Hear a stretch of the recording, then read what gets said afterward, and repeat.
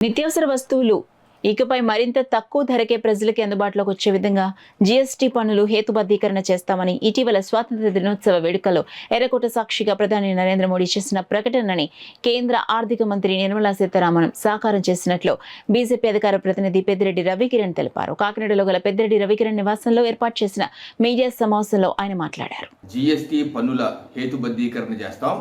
తద్వారా పేదలు మధ్యతరగతి ప్రజలకి వస్తువులు నిత్యావసర వస్తువులు ఇంకా తక్కువ ధరకు అందుబాటులో తీసుకురాబోతున్నాం అని అయితే వాగ్దానం చేశారో దాన్ని 20 రోజుల్లోనే సాకారం చేశారు. రేపు సెప్టెంబర్ 22వ తారీఖు నుంచి అన్ని వస్తువుల రేట్లు గతం కన్నా అనేక రెట్లు తగ్గబోతున్నాయి.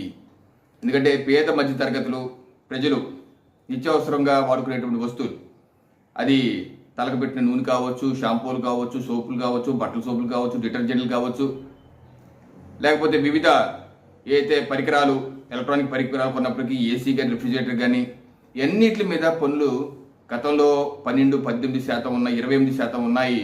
వాటిని పాల ఉత్పత్తులు అయితే 0% తీసుకొచ్చారు, కొన్నింటిని 0%, కొన్నింటి 5% తీసుకొచ్చారు.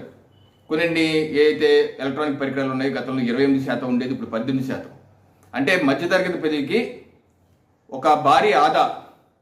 గతంలో నెలకి ఒక కుటుంబం, మధ్యతరగతి కుటుంబం ఒక 5-6 వేల రూపాయలు పెట్టి ఇటువంటి వస్తువులు మందులు కానీ ఇటువంటి కొన్న కుటుంబాల్లో దగ్గరగా ఇంచుమించుగా ఒక 1000 రూపాయల వరకు ఆదా అయ్యే విధంగా జీఎస్టీ పన్నుల హేతుబద్ధీకరణ చేసి తద్వారా రైతులకు కూడా ఏదైతే రైతుకు ఉపయోగపడే ఉపకరణాలు వివిధ డ్రిప్ ఇరిగేషన్ కావచ్చు, లేకపోతే ట్రాక్టర్లు కావచ్చు, ఇటువంటి ధరలు కూడా గణనీయంగా 28% ఉంది, 18%, కొన్ని 12% ఉన్నది 5%కి తగ్గించడం జరిగింది.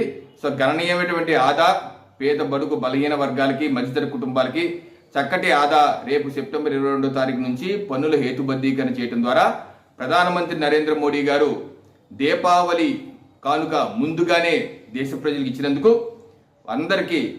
దేశ ప్రజలందరికీ ప్రధానమంత్రి నరేంద్ర మోడీ గారికి అభినందనలు, శుభాకాంక్షలు.